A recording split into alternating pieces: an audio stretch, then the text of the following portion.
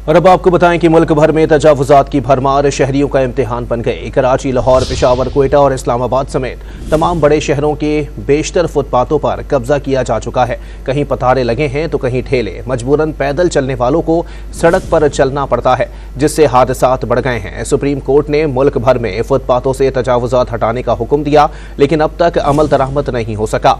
कराची में तो हद ये हुई है कि सदर टाउन इंतजामिया ने खुद पक्की तजावुजात फुटपाथों पर नस्ब करना शुरू कर दी हैं।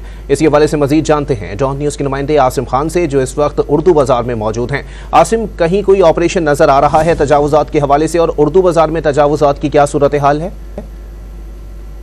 जी, कराची सुप्रीम कोर्ट रजिस्ट्री की जानिब से कराची में तजावुजात के खिलाफ ऑपरेशन के लिए दिए गए 3 दिन का आज आखिरी रोज़ है। अगर बात की जाए तो अब तक शहर में किसी भी फुटपाथ से कोई भी तजावुजात हटाने का ऑपरेशन नहीं किया गया है। सिर्फ चंद अहम मुकामात, जिनमें जो है वज़ीर आला हाउस, गवर्नर हाउस और रेंजर्स हेडक्वार्टर के बाहर जो कुछ रुकावटें थीं उन्हें ज़रूर हटाया गया था। इसके अलावा जो है अभी तक कहीं ऑपरेशन नज़र नहीं आया। और जूँ का तू जैसे हर रोज़ फुटपाथों पर जो है बाज़ार लगते हैं, उसी तरह की जो है सूरत हाल है। इस वक्त मैं कराची उर्दू बाज़ार में मौजूद हूँ। यहाँ पर भी यही सूरत हाल है कि ना सिर्फ उर्दू बाज़ार पर पक्की तामीरात हैं, बल्कि आर्जी तामीरात की भी एक बहुत बड़ी जो है आप देख सकते हैं यहाँ मार्केट बन चुकी है। और अब सोने पे सुहागा के एक तरफ तो सुप्रीम कोर्ट ये अहकामात दे रही है कि फुटपाथों को तजावुजात से पाक किया जाए, लेकिन मैं आपको दिखाऊं कि डीएमसी की जानिब से यहाँ पर बाकायदा तजावुजात जो है वो रखी जा रही हैं।